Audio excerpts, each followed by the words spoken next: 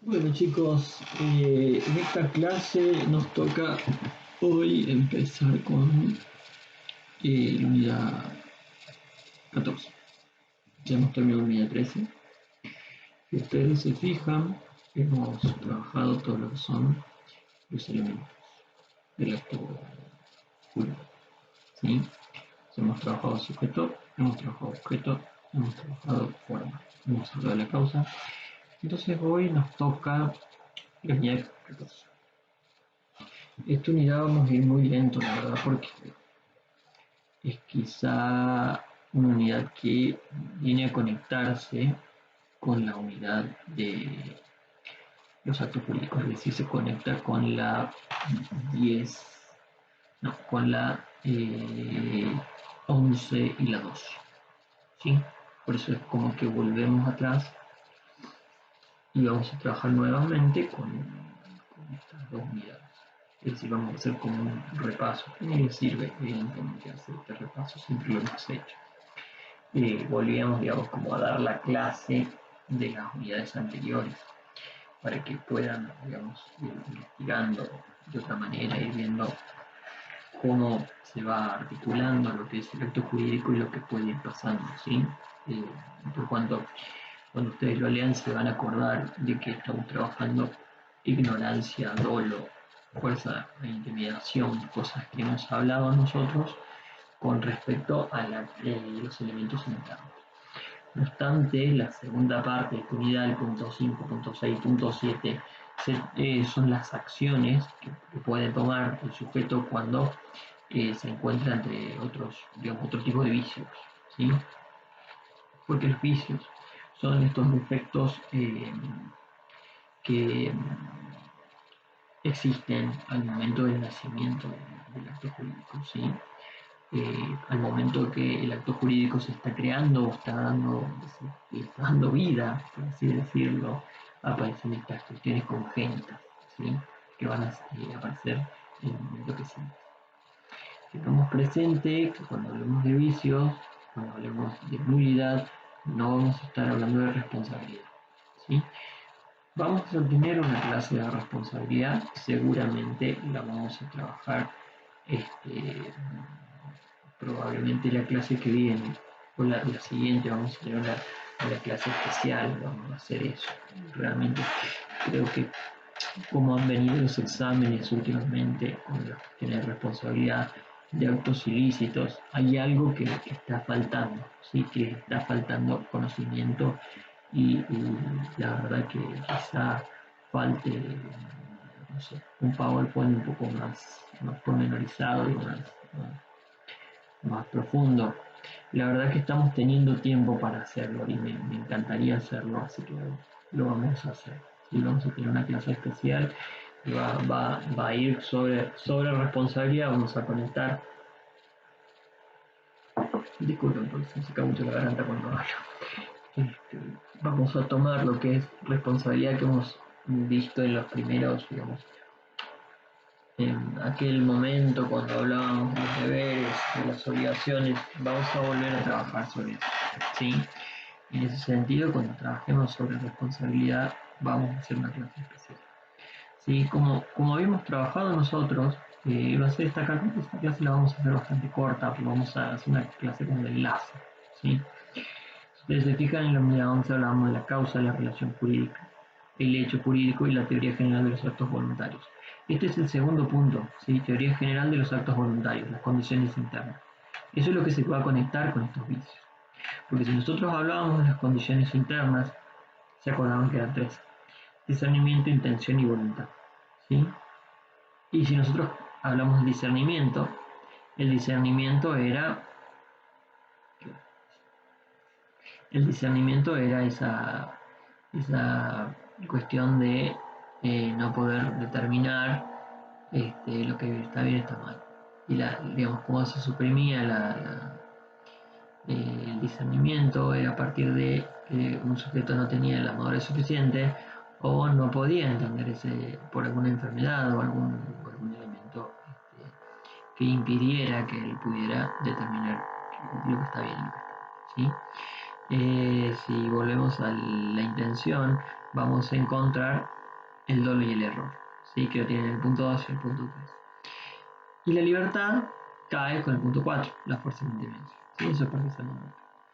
Acá los vicios de los actos voluntarios nos hablan de la falta de requisitos en el sujeto, falta de discernimiento o capacidad.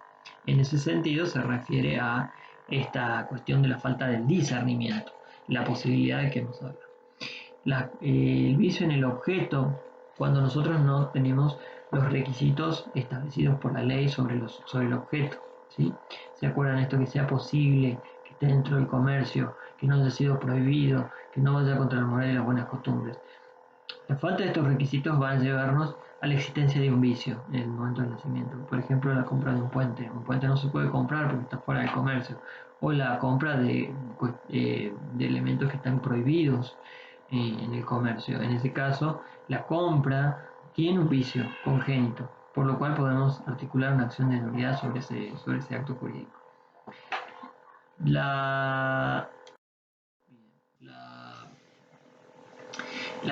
Vicios en la causa. Cuando hablamos de la causa ya sabemos que estamos hablando de la causa fin o la causa fuente.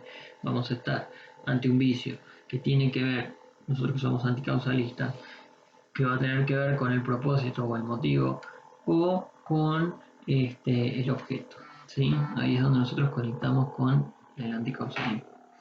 Los vicios en la forma sería la falta de, digamos, la forma legal y la forma establecida mediante los requisitos legales. Por ejemplo, si nos piden de una forma solemne, vamos a estar a tenernos a cumplir la forma solemne, si no, no vamos a tener ningún efecto. Y ese sería uno de los vicios en cuanto a la forma. ¿Qué es lo que produce el vicio? El vicio profundo nos produce este defecto congénito en el acto jurídico. Por lo que nosotros vamos a poder, o el juez de oficio va a poder declarar la nulidad del mismo, ¿sí? Es una declaración judicial, ya sea nulidad absoluta o nulidad relativa. Cuando la nulidad es relativa, las partes van a tener que pedirle al juez o van a tener que recurrir a un órgano judicial para pedir la nulidad en base a este vicio. Es decir, nosotros vamos a necesitar una acción judicial ante un juez competente para que declare la nulidad, para que prive de efectos propios el acto. ¿Por qué? Porque tiene la existencia de este vicio que es el defecto congénito. Es decir, la aparición del vicio hace que una de las partes o un tercero pueda ir a pedirle al juez que declare la nulidad. Si la nulidad no se declara por sí misma, es decir, las partes no pueden decir, no, acá hay una nulidad. Lo pueden decir, pero tienen que llevar a juicio, lo tienen que presentar en un juicio para que el juez declare la nulidad, ¿sí? Y que lo prive de los efectos propios del acto, ¿sí? No es que ante la policía se hace, no, se hace ante un órgano jurisdiccional, el juez competente, ¿sí? Por ejemplo, nosotros vemos que se vende el puente San Martín, y ahí es un acto nulo porque la nulidad está manifiesta y de nulidad absoluta porque tenemos un objeto prohibido, ¿sí? Y ahí el juez de oficio puede declarar nulidad. Ahora bien, si nosotros tenemos un acto jurídico que celebra a una persona que es menor de edad y conocemos que es menor de edad y el escribano conoce que es menor de edad y aún así le traen un instrumento donde han firmado las partes, puede dar cuenta a las partes de esto, dar cuenta al tutor de este menor que ha ocurrido esto, y el tutor del menor puede ir como parte, puede presentarse ante el juez, porque la nulidad, si bien es manifiesta, es decir, el acto es nulo, tenemos el interés privado, ¿sí? Y ahí el juez es el que va a poder analizar esta cuestión. ¿Sí? ¿Se entiende? ¿Se entiende más o menos cómo es el mecanismo? Yo voy a tratar de armarles algún tipo de cuadrito para que ustedes puedan entender esto de los vicios. ¿Qué pasa con el vicio? Las siguientes clases que tengamos y vamos a ir trabajando, vamos a trabajar cada uno de los vicios y lo vamos a ir viendo del código civil y comercial para que ustedes vayan relacionando con lo que hemos venido hablando. Los vicios van a aparecer antes de la forma, ¿sí? Antes de la forma y la prueba de los actos, antes de los elementos, ahí es donde están los vicios.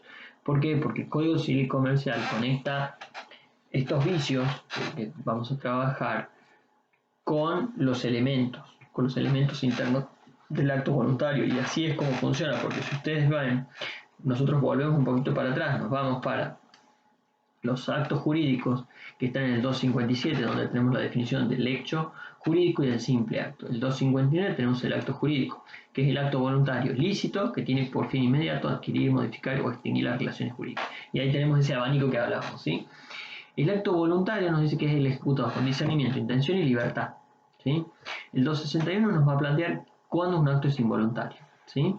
¿Cuándo es involuntario? Cuando falta el discernimiento. El acto de quien el momento de realizarlo estaba privado de la razón, B, el acto ilícito de la persona menor de edad que no ha cumplido 10 años, o el acto ilícito de la persona menor de edad que no ha cumplido 13 años. ¿Sí? Esos son los actos involuntarios. Cuando carecemos del discernimiento y son ejecutados por estas personas. El 262 lo hemos trabajado en el anterior, cuando hablábamos de la manifestación de voluntad. Después el 263 nos habla de este silencio, digamos el silencio opuesto a un acto o una interrogación es considerado como una manifestación de voluntad, salvo que la ley lo haya previsto, como los deberes de pedirse o la voluntad, los usos y las prácticas, ¿sí? El 269 nos habla de la manifestación tácita de la voluntad, nos dice que resulta de los actos por lo cual se lo puede conocer con certidumbre, carece de eficacia cuando la ley nos pide una manifestación expresa. Y ahí es donde empiezan estos vicios que vamos a trabajar en la próxima clase. El error, después viene el dolo y la violencia, ¿sí?